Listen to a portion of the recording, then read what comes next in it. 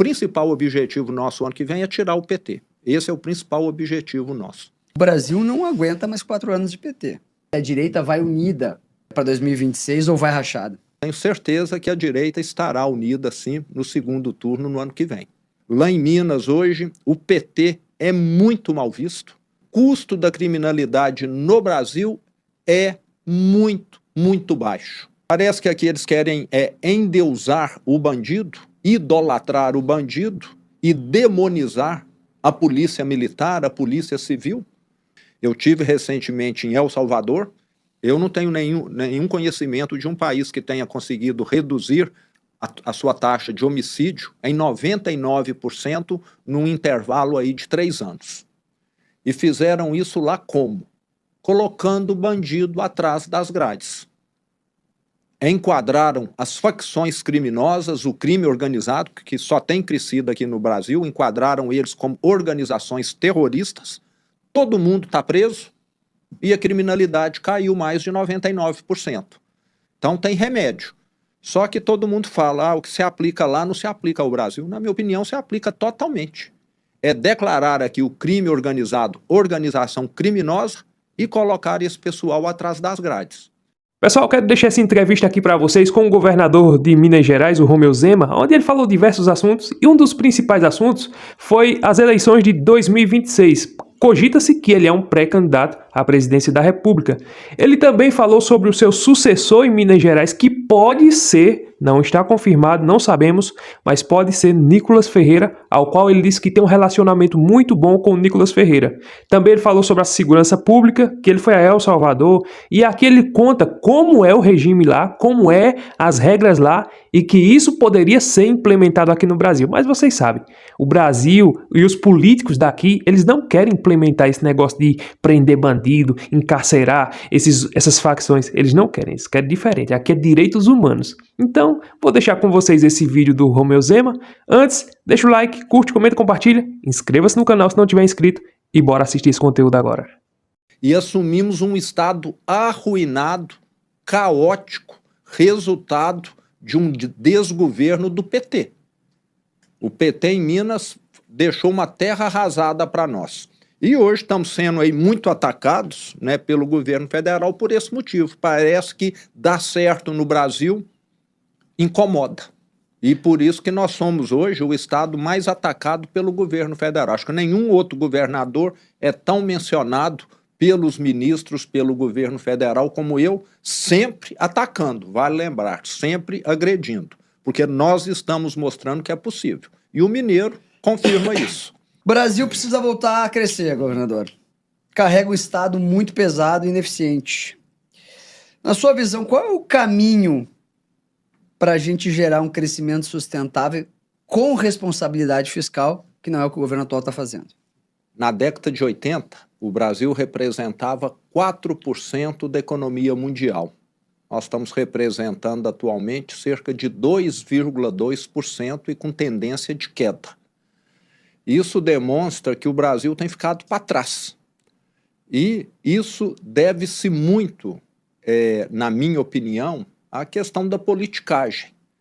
Nós somos um país que insiste, principalmente a classe política, e agora eu estou dentro, eu posso falar. Antes eu era um empresário, e agora que eu estou dentro eu posso falar. Muito bem. Há uma visão de que você tem de ganhar eleição e não consertar o país. E quem só quer ganhar eleição quer fazer o quê? Gastar. E quem gasta faz o quê? Provoca inflação, provoca incerteza, faz a taxa de juros subir. E um dos maiores problemas que nós temos no Brasil, eu já fui empresário há mais de 30 anos, é taxa de juros alta. O que eu tenho encontrado hoje são empresários falando: eu estou trabalhando para pagar juros e perdendo. Eu não fecho a minha empresa porque eu espero que tenhamos um futuro melhor.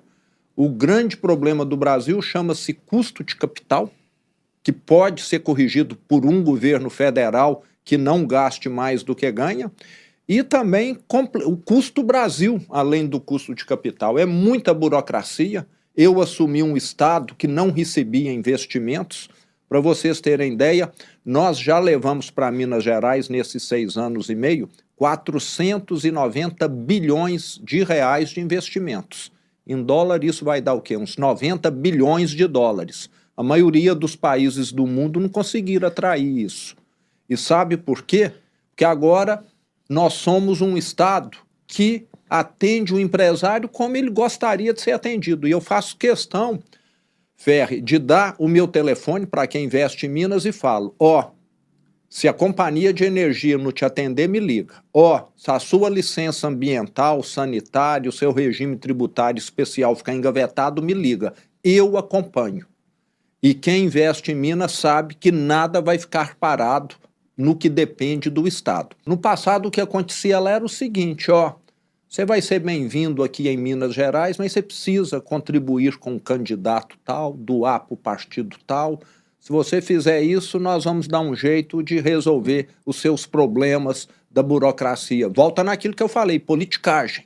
E hoje não acontece isso mais. E por incrível que pareça, Ferro, eu fui reeleito em primeiro turno com 56% dos votos. Nós estamos provando em Minas que um governo diferente, que um governo que sabe fazer o certo, sem escândalo, sem corrupção, pode dar certo.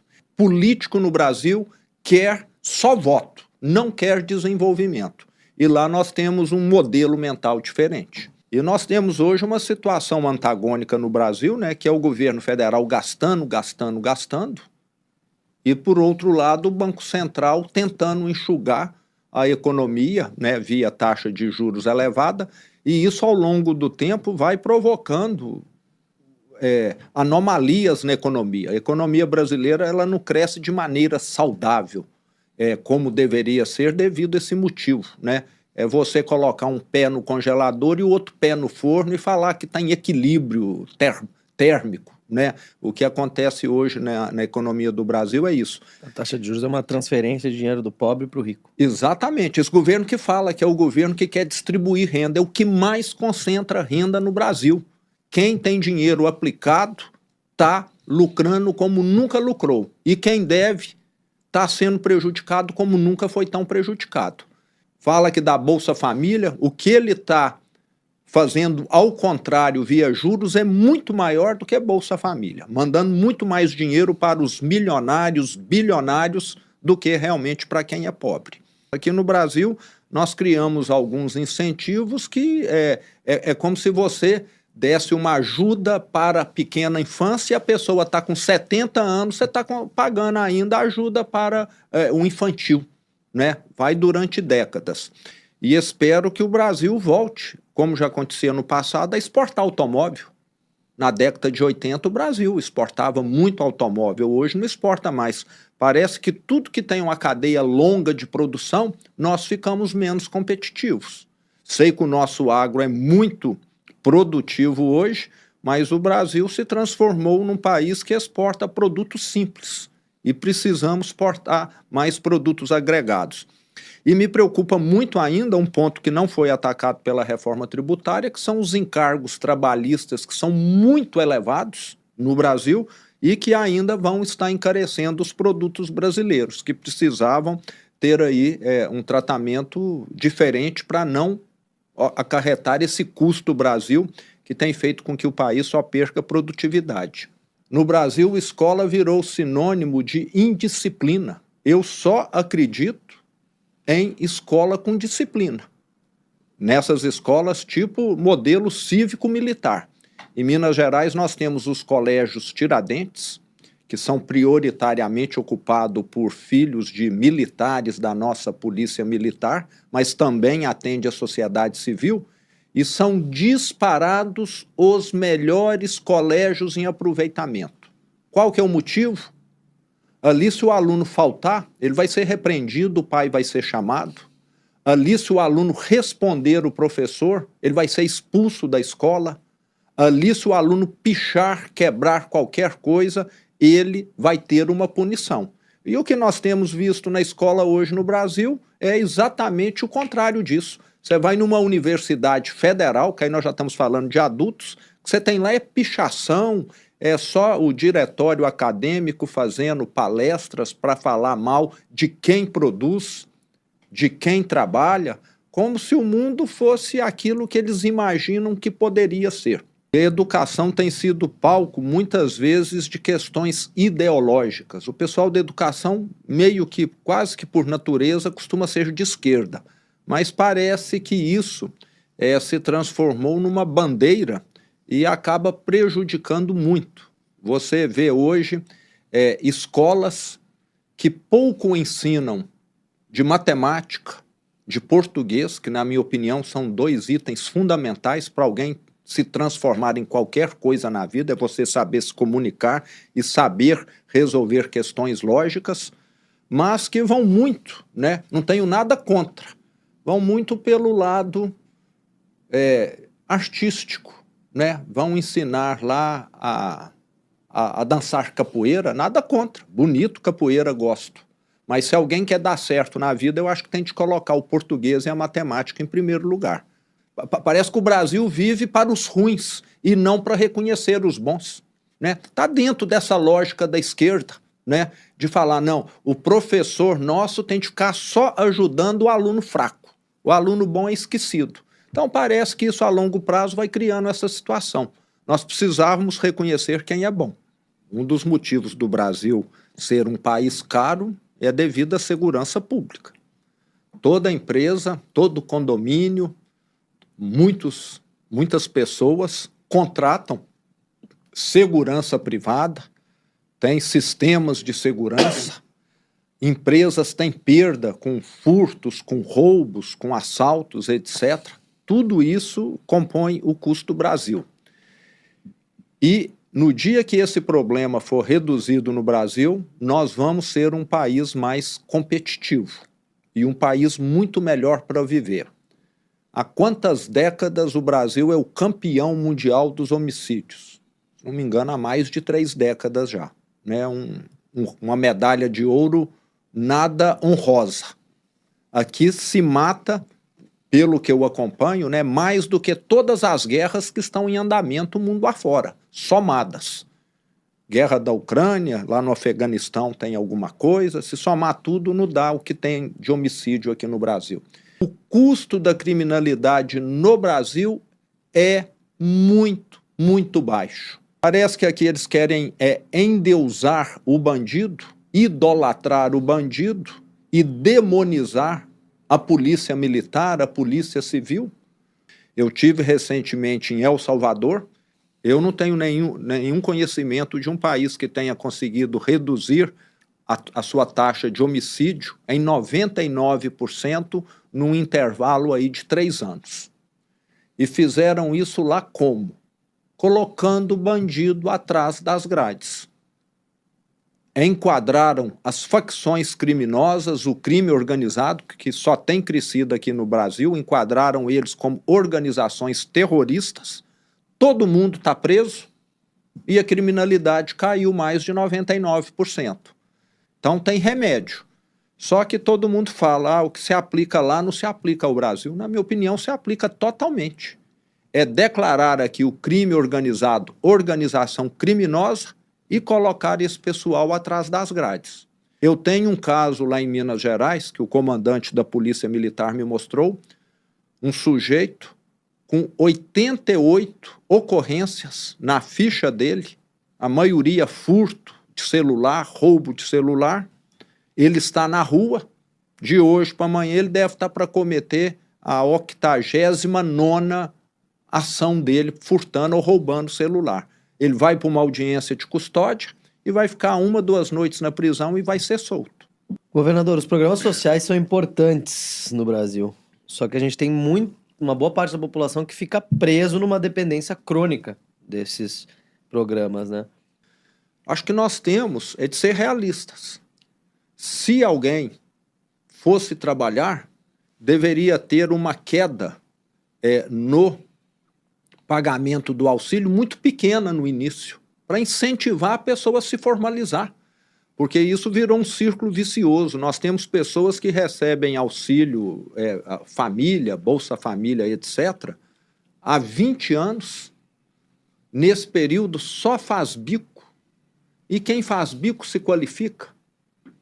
Né? Vai trabalhar numa linha de produção, vai trabalhar numa empresa mais bem estruturada? Não vai. Ele vai ficar ali trabalhando como servente, como um lavador de carro na rua, como alguém que ajuda numa faxina eventualmente, e não se qualifica. O que dá qualificação é um emprego formal.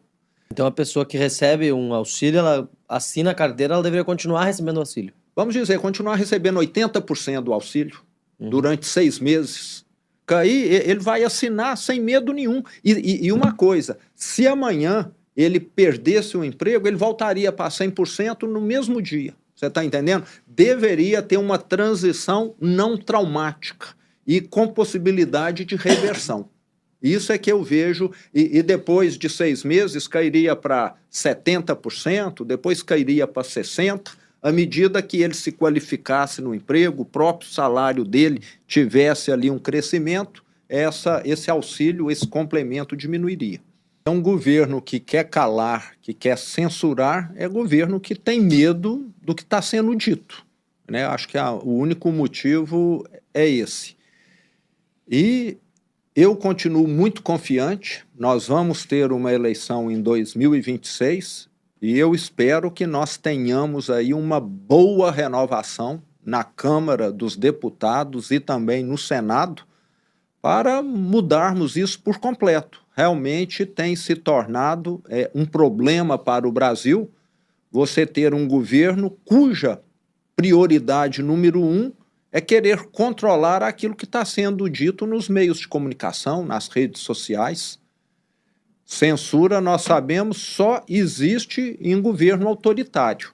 E parece que isso tem acontecido. Mas eu estou confiante, Ferri, que em 2026 nós vamos ter aí condição de termos um Senado e também uma Câmara Federal que leve adiante esse tema aí com mais relevância, porque, caso contrário, daqui a pouco você vai ter de parar aqui com o seu podcast aqui, porque qualquer coisa que você falar que desagradar alguém lá em Brasília ou for interpretado de determinada forma, pode te acarretar algum problema.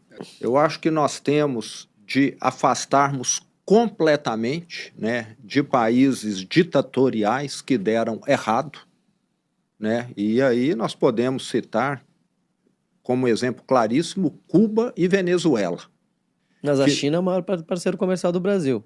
A China é um caso diferente, né? Inclusive estou indo para lá essa noite, né? Sabemos que tem lá suas diferenças. A China acho que tem algumas coisas que o Brasil deveria se inspirar, né? Que é um regime legal que não tolera roubo, que não tolera muita coisa não, né? Um país que procede dessa maneira é um país que controla muito bem o crime, controla muito bem a corrupção e acaba tendo aí suas vantagens. É um país que hoje, apesar de ser um país sem eleição comunista, é um país onde o mercado funciona bem, talvez até melhor do que aqui no Brasil. Né? E o que nós vimos aí há pouco tempo, com a presença do presidente na Rússia, foi ele assentado lá ao lado de diversos ditadores, que eu nem me recordo quais são. Nesses últimos anos, o judiciário parece que se apropriou, né, de pautas que antes dependiam mais do Senado, da Câmara Federal. E como eu falei, eu acho que precisaríamos ter um Senado e uma Câmara Federal com mais protagonismo. E me parece também que temos hoje a maioria da Suprema Corte muito próxima e alinhada, né, com o próprio presidente, com a ala da esquerda, o que acaba prejudicando. Você vê prefeito cassado, governador, presidente, parlamentar, mas você não vê um juiz que, por maior que sejam as barbaridades que ele cometa, ter, né, o seu emprego perdido. A maior punição é uma aposentadoria compulsória. Lembrando que a grande maioria dos juízes são pessoas do bem, né? Nós temos que lembrar que é uma minoria só que tem feito aí coisas que não são éticas, que não são condizentes, mas não há punição. Então, sou favorável a ter essas mudanças também. E também eu vejo um governo federal que entregue resultados, porque eu acho que um governo federal que fica dependente de um Supremo é porque é um governo federal fraco, que não consegue entregar e fica com o Supremo que precisa ficar protegendo. No dia que nós tivermos um governo federal que faz boas entregas, que tenha uma boa aprovação da população, ele não vai se sentir tão intimidado, tão subjugado pelo judiciário. No dia que nós tivermos um governo que gaste menos e que, consequentemente, venha a ter as contas controladas e uma taxa de juros menor, a infraestrutura avança muito. E um dos problemas do Brasil nesses últimos 30 anos é exatamente isso. O Brasil piorou em infraestrutura. O que antes levava 1 hora, leva 2 horas hoje. E aí tem a taxa de juros, que é um grande impedimento, talvez o maior deles, mas temos questões também de licenciamento ambiental, de questão de alguém ali que se enquadrou para proveito próprio como comunidade quilombola, como comunidade indígena, e que acaba fazendo com que a obra se inviabilize ou atrase anos. Sou favorável a proteger essas comunidades, mas tem muitas que só se enquadraram para ter algum benefício e não porque realmente são. E o maior obstáculo hoje, sem dúvida, é essa taxa de juros que não coloca os projetos de pé. E deveríamos também exigir transparência dos partidos políticos. Partido político no Brasil, na minha opinião, é a maior caixa preta que existe. No Partido Novo, eu posso falar que se for uma auditoria lá, dá para auditar e emitir um parecer. Acho que nos outros vai ser difícil. Recebem 7 bilhões e não prestam conta. E gastam, muitas vezes, com aquilo que não deveria. Sindicatos que recebem recursos do Estado também não prestam conta. Tudo caixa preta. É dinheiro público. Como que pode isso? Na minha opinião, totalmente inadequado e errado. E parece que aqui no Brasil política virou show, virou atrativo como midiático aqui, precisa estar na mídia. Então é algo que realmente melhoraria muito a política. Como que se forma uma base de apoio sem cair no velho toma lá da cá, de cargos, de emendas, de autorização de projetos, para comprar esse apoio, né? Por muitos anos isso funcionou no Brasil, mas hoje em dia parece que não funciona mais. Como que se governa hoje em dia? Lá em Minas nós temos uma proximidade que só melhora com os deputados estaduais, e um deputado estadual de determinada cidade ou região, ele conhece muita gente competente, mas nós deixamos claro para esse deputado, nós temos aqui a Superintendência Regional de Educação, que está vaga, pessoa que estava aqui saiu, sei que você tem interesse, você tem alguém competente? Ele fala, tem. Primeiro, nós vamos testar se essa pessoa é competente ou não. E segundo, nós deixamos claro, qualquer deslize que essa pessoa fizer, ela está fora. Agora, o problema é quando você fala, eu quero o seu voto, você põe lá quem você quiser. Aí você vai ter problema. É o que está acontecendo aí com o PT em Brasília, né? Loteou tudo sem nenhum critério, colocou um sujeito lá que fez assédio sexual, colocou outro que é corrupção, colocou outro que não acompanhou direito, aí é estilo PT mesmo, fazendo as coxas, só para ter voto e, por incrível que pareça, não estão tendo. Eu vou abrir a segunda etapa aqui, lhe perguntando se a direita vai unida para 2026 ou vai rachada? Fere, ela vai unida, mas provavelmente no segundo turno, pelo que eu acompanho. E é bom, porque acaba que hoje eu vejo que a direita tem diversos bons nomes no Brasil, né? E que bom que isso aconteça. O que prova que a direita forma mais gente boa do que a esquerda, porque a esquerda parece que só tem um nome, né? Que já deu o que tinha de dar. Então, eu tenho certeza que a direita estará unida, sim, no segundo turno no ano que vem.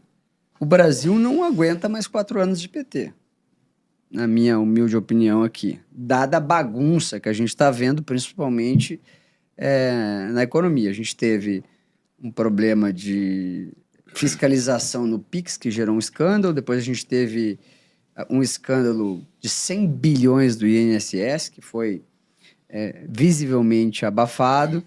O Brasil não suporta. O que o senhor acha que é o candidato mais competitivo para derrotar o PT em 2026? Eu diria que os candidatos da direita são extremamente competitivos. Os que já se manifestaram estão aí mais em evidência. E eu posso te dizer, Ferri, que eu assumi um estado arruinado pelo PT.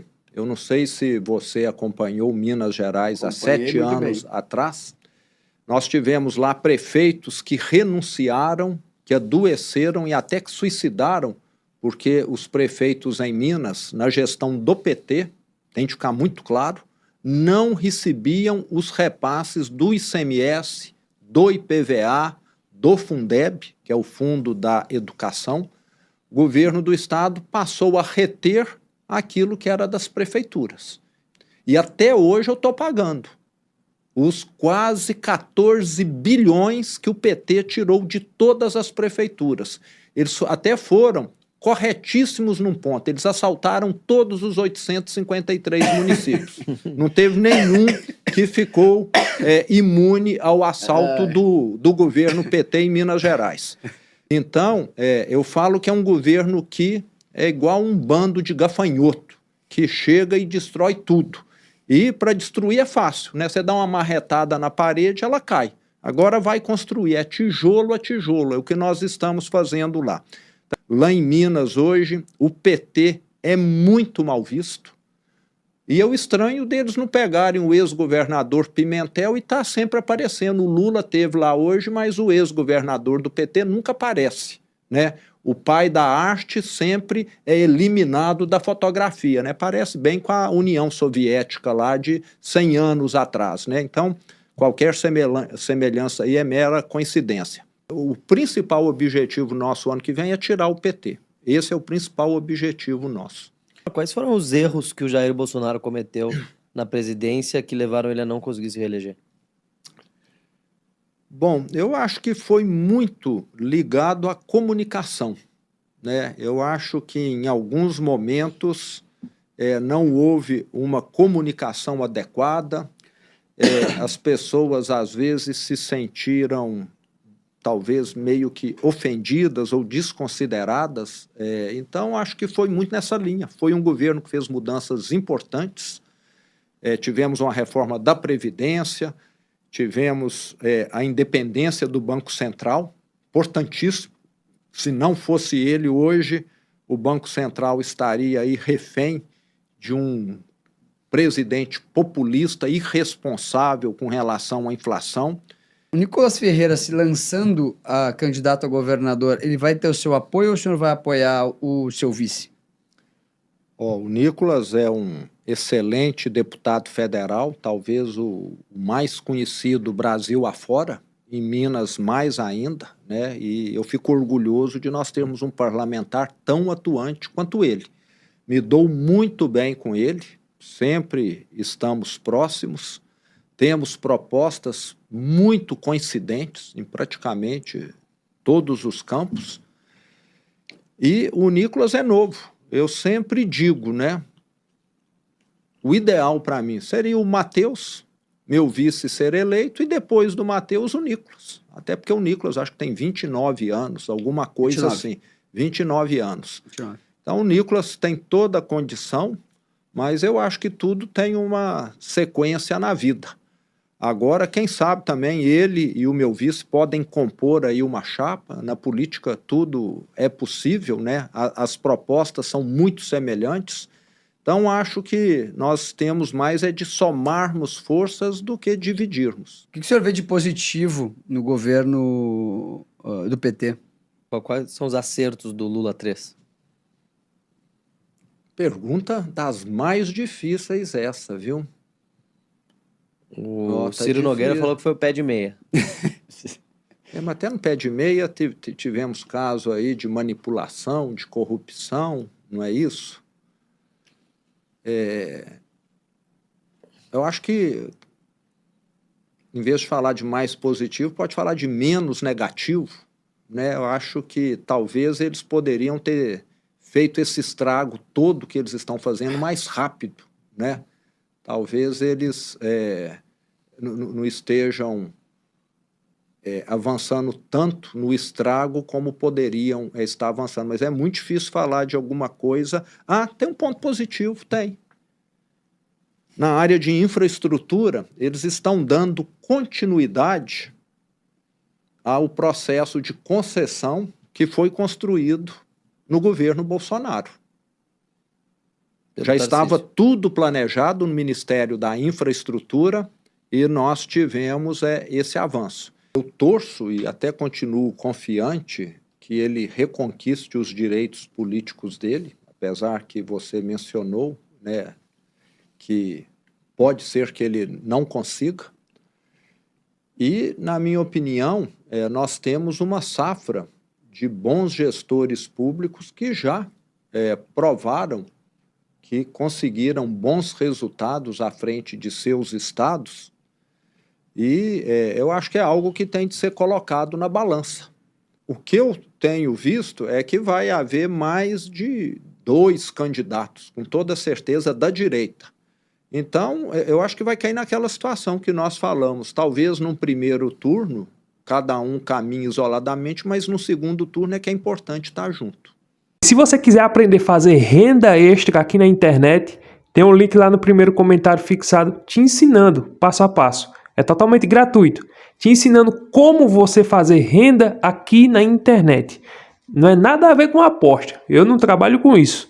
É um negócio sério, aqui na plataforma do YouTube, para você fazer como eu faço, produzir conteúdos e ganhar mensalmente aqui na internet. É um passo a passo, assista como é, para você entender como é o caminho, e eu garanto e tenho certeza que você tem capacidade e pode fazer renda aqui na internet, ou para complementar o seu salário, ou então para você até viver disso aqui, como eu e muitas outras pessoas vivem. Então, se você está apertado, e você sabe que o seu salário não dá para quase nada, né? A grande verdade é essa, com a inflação, com a alta dos alimentos, juros, esse monte de coisa alta do dólar, salário mínimo não dá para nada, o real perdeu seu poder de compra. E você pode fazer uma renda aqui na internet, 2, 3, 4, 5 mil reais por mês, você pode fazer. Agora, é claro, não estou prometendo mágica, não estou dizendo que você vai assistir a aula agora e amanhã você vai ganhar. Não, você vai estudar, você vai aplicar, você vai implementar do jeito que se ensina na aula. Do jeito que ensina, você vai implementar com persistência, com perseverança, estudando e aplicando, você vai ter resultados. Isso eu garanto a você, que você vai ter resultados. Agora depende de quem? De você. Então, para que você não fique no achismo, nem eu, clica no link, assista a aula, veja como é totalmente gratuito. Se fizer sentido para você, você aplica. Se não fizer, tá tudo bem também. Pessoal, quis trazer esse vídeo do Romeu Zema porque, para mim, hoje, tem outros candidatos, beleza. Tem o Caiado, que já lançou a sua pré-candidatura à presidência da República, um ótimo governador também do seu estado, com resultados, é um anti-PT, muito bom também. O Jair Bolsonaro é o principal candidato da direita, isso é indiscutível. Se ele conseguir, que Deus abençoe que ele consiga reverter essa situação de inegibilidade, né? Tem muitas águas ainda para rolar, então vamos ver o que é que vai acontecer. Eu não acredito na imparcialidade do juiz, infelizmente, mas vamos ver o que é que vai acontecer. Mas o Jair Bolsonaro, ele é o principal candidato da direita. Tem o Ratinho Júnior também, do Paraná, é um ótimo governador, bem avaliado também. Então, é outra pessoa indiscutível que parece que já é pré-candidato também. Não lançou ainda, mas cogita-se que ele vai lançar a sua pré-candidatura. E o Romeu Zema, o cara é um fenomenal. Sabe, eu gosto da humildade de Romeu Zema. Ele demonstra, ninguém sabe o coração de ninguém, mas ele demonstra ser um cara humilde, um cara que quer fazer as coisas acontecer, não tem ambição pelo poder, até porque ele é um empresário muito bem sucedido. Então, ele não tem ambição pelo poder. Você vê, ele pegou o estado de Minas Gerais totalmente quebrado. Quem foi que quebrou? Governos do PT. Então, veja só, ele pegou um estado totalmente quebrado, salários atrasados, o estado cheio de dívida, sem medicamento nos hospitais, uma calamidade, sem merenda nas escolas. E aos poucos ele foi enxugando a máquina, dando exemplo. O outro governador tinha 7 aeronaves, né? O outro governador só andava de elevador para lá e para cá, lá no palácio do governador. Então, ele simplesmente começou dando exemplo, enxugando a máquina, aos poucos foi equilibrando o Estado, e hoje o Estado está em outro patamar, em outro nível. E nós não podemos permitir que outro governo de esquerda volte ao poder e faça a besteira que quer fazer. Cogita-se aí que o Lula ele quer lançar um candidato para disputar o governo de Minas Gerais. Mas acredito que não vence. Aquele que Romeu Zema apoiar, com certeza vai vencer no estado de Minas Gerais. Isso não é novidade para ninguém. E cogita-se, eu ouvi, né, que parece que o Rodrigo Pacheco é que vai ser o candidato ao governo do estado de Minas Gerais. Não ganha não. Acredito que não ganha não. Aí ele citou também o nome de Nicolas Ferreira. Nicolas Ferreira agora, eu acredito que o Nicolas Ferreira vai disputar deputado federal de novo. E aí quem vai ser o vice, quem vai ser o governador, né, apoiado pelo Romeu Zema, vai ser o vice dele, o Matheus. E acredito que 8 anos de Matheus, se ele tiver essa mesma pegada que o Romeu Zema tá, depois desses 8 anos, quem sabe o Nicolas Ferreira venha candidato ao governo do estado, aí pronto, aí o estado vai evoluir muito mesmo. E lá no futuro, depois que Nicolas Ferreira for governador, que entrega bons resultados a Minas Gerais, aí ele vem à presidência e é só lazer. Eu tenho certeza que ele ganha para o futuro. Tenho certeza que o futuro de Nicolas Ferreira é um futuro brilhante na política, e ele é um jovem honesto, de direita, patriota. Isso aí não é novidade para ninguém. Com relação à presidência da República, minha gente, nós temos que tirar esse desgoverno que aí está. Ninguém aguenta mais, pelo amor de Deus. Nós não aguentamos mais 4 anos de PT. Você tá vendo a situação que está aí? Isso não é novidade para ninguém, não. O governo só sabe gastar, não sabe economizar e coloca sua companheirada nos ministérios. Então, o centrão, que é aqueles deputados e senadores que joga para não tem lado, eles vão para o lado que tiver vantagem. Nem eles estão querendo mais, eles já demonstram isso. Se caso o Bolsonaro não vir candidato a presidente, então tá aí o nome do Tarcísio, cogita-se. Acredito que o Tarcísio não quer. Acredito que o Tarcísio prefere a reeleição no estado de São Paulo, que é muito mais fácil para ele. Ele está bem dizer ganho, 62% de aprovação, se eu não me engano. Dizem que Michele Bolsonaro pode ser um bom nome. Acredito que sim. Eduardo Bolsonaro, eu preferia não. Sou mais a Michele do que o Eduardo Bolsonaro. Não tenho nada contra ele. Prefiro a Michele do que o Eduardo Bolsonaro. Então, vamos esperar para ver o que vai acontecer, né? E caso vai que aconteça que o Ronaldo Caiado vá para o segundo turno, aí pronto. Esse aí eu voto sem medo. Qualquer um que tiver na direita, apoiado por Bolsonaro, para tirar o governo que aí está, com certeza a direita vai votar em peso. E com certeza esse governo já está desesperado porque sabe que vai perder. Isso é um fato e essa é uma realidade. Então era esse vídeo que eu queria trazer para vocês. Deixa o like, curte, comenta, compartilha, inscreva-se no canal e até o próximo vídeo, se Deus permitir.